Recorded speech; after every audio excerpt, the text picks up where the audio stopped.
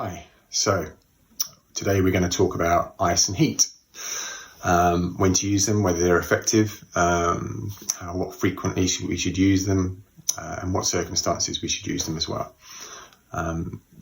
With a lot of people in lockdown at the moment, having to deal with their injuries and pains by themselves, and they might be turning to ice and heat to try and help with their pain or help with their recovery from some sort of injury or pain they're experiencing.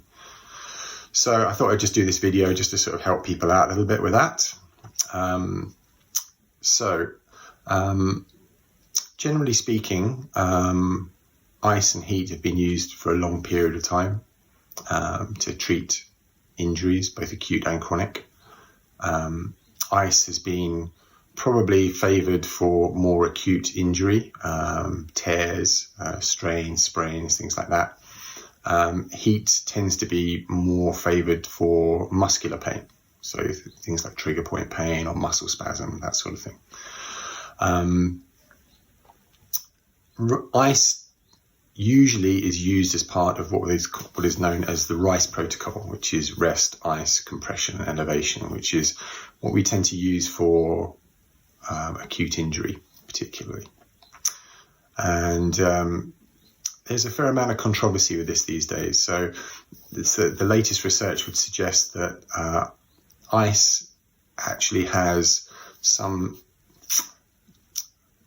negative effects on your body's ability to heal and repair. So they found in recent research that it actually slows the inflammatory response, and also can affect the long-term repair of structures that have been damaged. So collagen fibers, which is the kind of scar tissue that forms after injury, can sometimes become more, how do we describe it, more fragile, not quite so robust. So in the long term, using ice, particularly over a long period of time, could potentially actually inhibit healing, or the result may not be as good as you would hope. Ice has been shown to have a short-term pain relieving effect. So if you use the ice, quite often you'll have some relief of pain for about sort of 30 minutes afterwards. But obviously the pain comes back. Heat, generally speaking, can help to sort of relax muscles. It tends to infuse the tissues with blood, which muscles love because they're a very vascular tissue.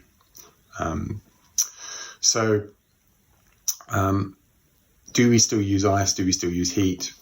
For me personally, I tend to suggest ice still be used in certain circumstances. So it's very important that people with diabetes, sort of poor skin conditions, any sort of infection or broken skin, circulatory problems of any kind, shouldn't really be using ice, particularly on the extremities like the feet and the hands. Now, overall, I would suggest if you have an acute injury where you've had some sort of strain or sprain, you've twisted awkwardly or gone over on your ankle, there is some benefit for using ice, maybe up to the first couple of days. After that, the benefits are questionable, and I think that overall that may inhibit repair of a damaged structure and injury from what I can make out from the research. So how do we use it? So rest is important, to particularly offload it. But if you're going to ice, I would suggest first couple of days, maximum of 10 minutes at a time. Now that's important because if you ice for longer than that, it actually causes an inflammatory response rather than reducing the inflammatory response. Now it's also important that you give the structure, the tissues that you've just iced, maybe an hour to sort of recover after the icing. Now you can ice sort of 4 or 5 times a day if necessary, but make sure there's a decent gap in between. Okay, so most of the time you can pick up things like these sort of gel packs that you can put in the freezer. It's important that whether you're using sort of these things or frozen peas or ice cubes, that you have some sort of fabric between you and your skin and the ice. Now you can use a tea towel or something like that and sort of wrap it around, but make sure that the cloth is not too thick, okay? And just be very aware of any sort of skin changes, particularly sort of darkening or sort of like a bruising of the skin, because the ice can actually cause what we call ice burn. So just be very aware of that. So yes, I think it can be quite helpful in the first couple of days. After that, I'd be much more wary of using it. Heat can be very helpful for muscular aches and pains. So if you have quite a lot of muscle spasm or guarding, that can be quite helpful to help the muscles to relax. But generally speaking, the research seems to suggest that movement is quite key, and actually your own lymphatic system is much more important. So if you have an ankle sprain, as long as there's not what we call a catastrophic injury, where there's been sort of complete rupture of a tendon or a fracture or something like that, then generally speaking, movement is actually quite a good thing. Now, movement, if it's just sort of, moving the foot backwards and forwards, straightening and bending the knee, this sort of movement can help to sort of stimulate the lymphatic system. And the lymphatic system is what helps to actually sort of take away any of the sort of the waste products and dead cells, things like that build up around the tissues when they've been injured. Research is tending to show that sort of passive movement or active movement yourself, weight bearing is questionable, depending on the injury. But generally sort of just trying to keep the tissues moving is very important. It helps to increase circulation, and actually will help with the healing response. As far as heating is concerned, again, I would probably use it once an hour, once every couple of hours as needed. You can, again, use it for sort of 10 minutes at a time. But again, you have to be quite careful about heat.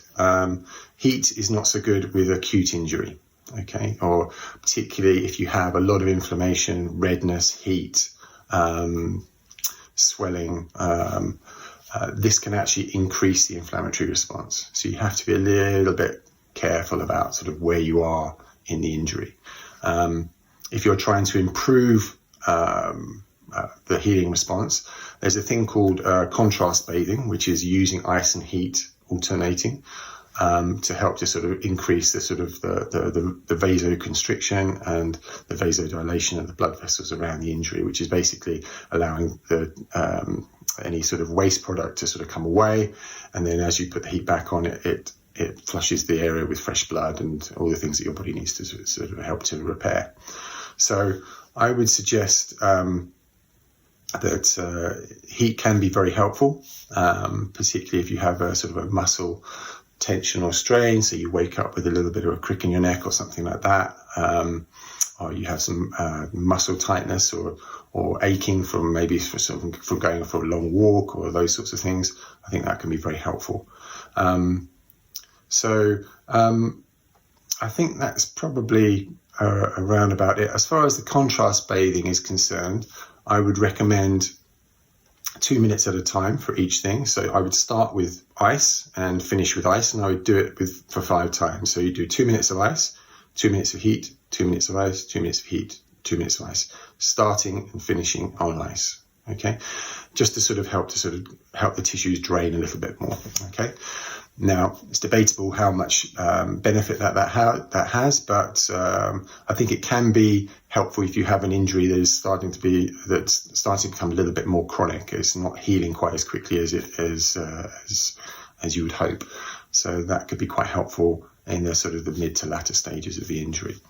So I hope that clears up a little bit of the dilemma of when to use ice and heat. It's not an easy subject. There's still lots of research coming out, and there's been quite a lot of, shall we say, conflict within musculoskeletal medicine. But generally speaking, I think ice does have a place in the short term for short periods of time. Anything for sort of longer periods of time or sort of more chronic injury, I don't think there's a good benefit for it. Okay, so yeah, if you have any further questions or any comments, please feel free to sort of add a message at the bottom, and I'll try and get back to you. Okay, thanks a lot.